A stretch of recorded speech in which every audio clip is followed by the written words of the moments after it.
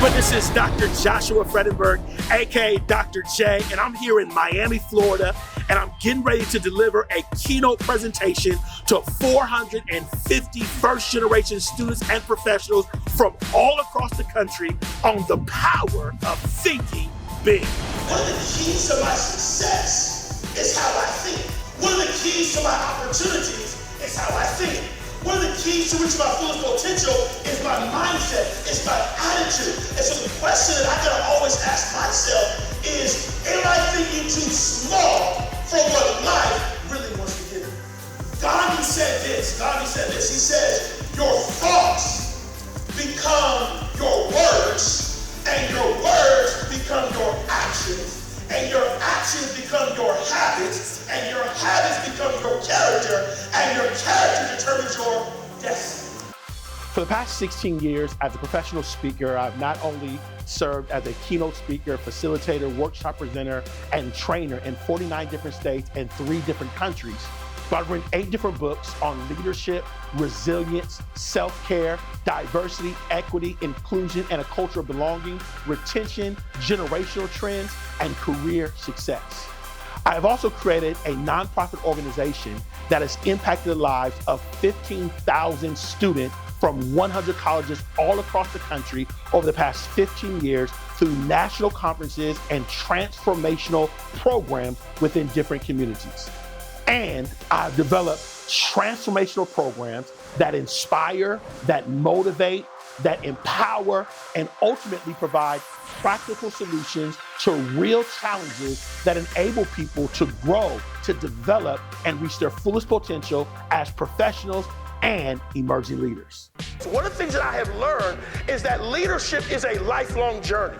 And if you are not trained and developed, it will be almost impossible for you to be effective as a leader. It's one of the reasons I like this quote by Vince Lombardi, and he quotes and he says, leaders aren't born, they're made. In essence, you can have the natural ability, you can have the skill set, you can have the talent, but in order to be great, you have to develop the leadership skills.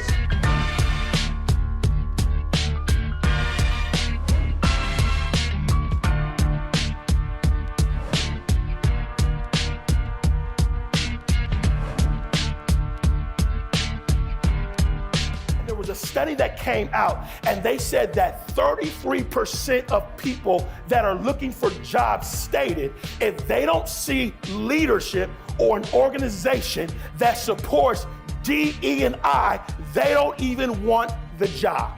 Which means that companies and organizations are going to be looking for people that understand how to implement this skill set, not only as a professional, but as a leader.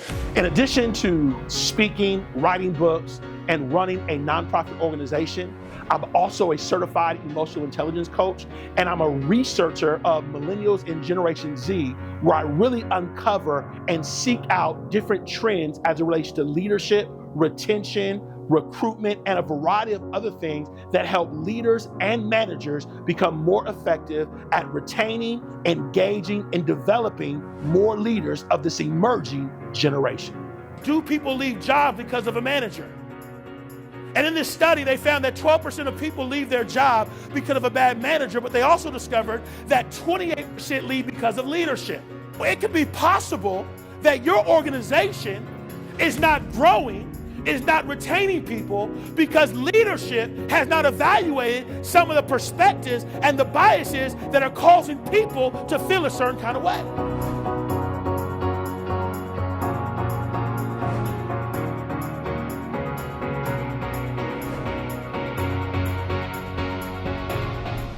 As a professional speaker, my goal is really simple. Number 1, I want to provide incredible value.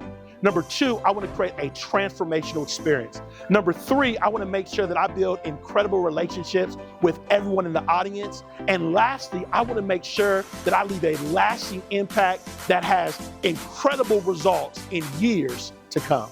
Emotional intelligence is a skill set that enables people not only to be more effective as leaders, but I have discovered as a certified emotionally intelligent coach that in order to be an inclusive leader, you gotta be emotionally intelligent. Someone say emotionally intelligent.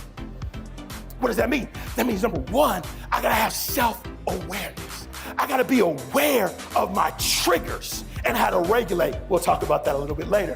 Number two, I gotta have an ability to be socially aware, to understand people, how to respond, and how to say the right thing in the right moment. Number three, this is important. I gotta learn how to cope with my emotional hurts and still show up as a leader. Won't get to that today. It's another session for another day. And number four, here it comes. I gotta learn how to deal with difficult people. Thankfully, after implementing a speaker assessment tool over the past few years, I have found that 98% of people have found my presentations valuable and 96% want to bring me back again.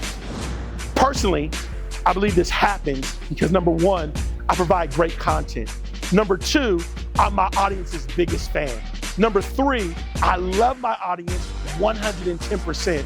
And number four, my greatest goal, my greatest aspiration is to watch my audience grow, develop, evolve, and reach their fullest potential. I define love as an ability to do good despite how someone treats you or makes you feel. That means no matter what you do, no matter what you say, I'm still gonna walk in love. What is love? Love is forgiving. Love is kind. Love is patient. Love is compassionate. Love is generous. Love wants the best in other people. I am gonna be a person of love despite the hate. So after learning about my work, hearing about all the things that I've done throughout my career as a speaker, as an author, as a certified emotional intelligence coach, and as an advocate of helping people reach their fullest position, let's connect, let's partner, let's work together, and let's change the world. Be good, be great, and make your impact in the world.